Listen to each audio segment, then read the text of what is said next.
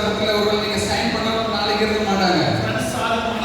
உங்களுடைய நண்பர்கள் யாரும் கூட இருக்க மாட்டாங்க. ஒருவேளை குடும்பம் கூட யாரும் இருக்க மாட்டாங்க. அப்பா அம்மா கூட யாரும் வர மாட்டாங்க.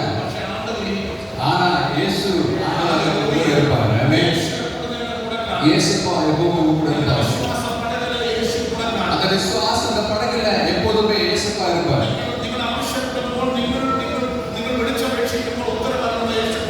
உங்களுக்கு எப்பெல்லாம் தேவைப்படுகிறதோ நீங்க கூப்பிடும் போது அவர் உங்களுக்கு உதவி செய்வார்.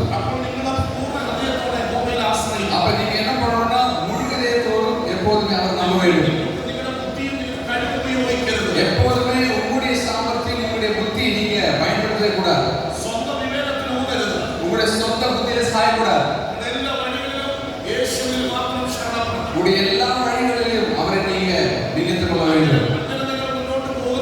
அப்படி நீங்க செய்வோமாக உங்களுடைய குடும்ப வாழ்க்கை தேவனுடைய அந்த கருவில கண்டிப்பாகும். உங்களுடைய என்னெல்லாம் தேவைகளோ அதெல்லாம் அவர் சந்திப்பார். இன்னும் நான் சில காரியங்களை திறந்து பேச விரும்புகிறேன். நீங்க ரெண்டு பேருமே ஆசீர்வதிக்கப்பட்ட ஒரு குடும்பத்துல வளர்ந்தவங்க. நீங்க ரெண்டு சபையில நன்றாக வளர்ந்து வந்தவங்கதான்.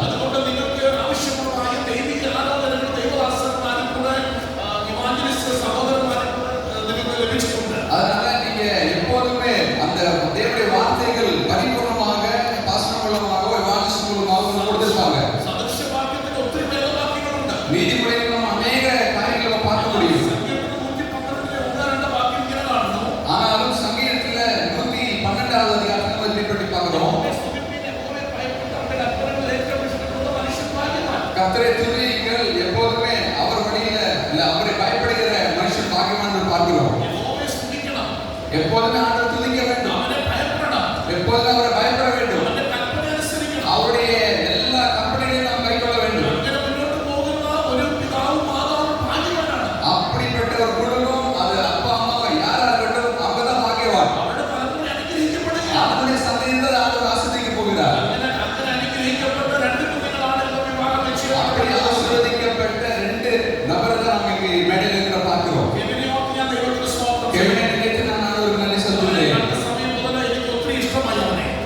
அவரை பார்த்த நாள் முதல் எனக்கு அவங்க ரொம்ப பிடிச்சிருக்கு.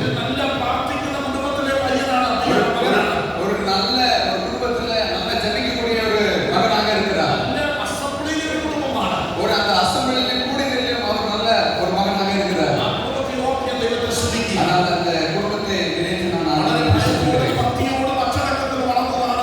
அந்த பயபக்தியோடும் அச்சத்தோடும் அவர் வளர்ந்த ஒரு பையன். அதே நேரத்தில் பிரைஸும் அதே மாதிரிதான்.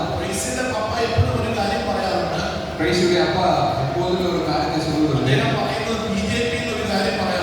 அவர் என்ன சொல்றாரு அப்படின்னா பிஜேபி அப்படின்ற ஒரு வார்த்தை சொல்லுவாரு. அந்த பிஜேபி சொன்னா தெரியுமா? அவங்களுக்கு பாத்தீங்கன்னா 3 பெண் பிள்ளைகள்.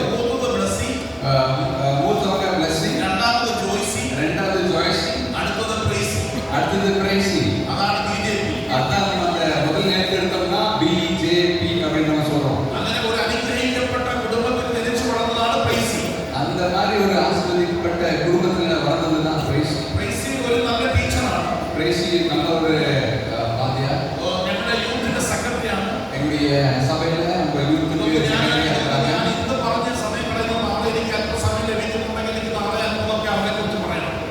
இன்னைக்கு நான் சில காரியங்களை பேசாதான் நாளைக்கு சில நேரங்கள் அவருடைய அதிகமா பேச முடியும்.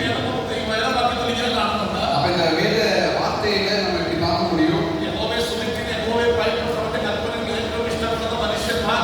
அவரை துதித்து எப்போதுமே அவருடைய கற்பனைகள்ல சந்தோஷமா இருக்கிற எந்த ஒரு மனுஷனாலும் பார்க்கலாம். அந்த ஒரு பாக்கியவானுடைய அந்த குடும்பத்தில் பட்டவர் தான் நம்முடைய கேள்வி அப்பா. அந்த குடும்பத்துல பட்டவங்க தான் செய்தி பண்ணி பிரேசிக்காப்பா. அதுல அடுத்த வார்த்தை நம்ம பார்க்கும்போது இந்த பூமியில அதெல்லாம் அவங்களுடைய சந்ததிகளை ஆசீர்வதிப்பார் அப்படின்னு பார்க்கிறோம். அப்போ நாளைக்கு இந்த ரெண்டு பேருமே இந்த பூமியில ஒரு ஆசீர்வதிக்கப்பட்ட ஒரு குடும்பமாக மாறப்போகுது. அடுத்த வசனம் எப்படி சொல்லுது? ஐஸ்வர்யம் சம்பத்தும் அவന്റെ வீட்டில் உண்டாகும். எப்போதுமே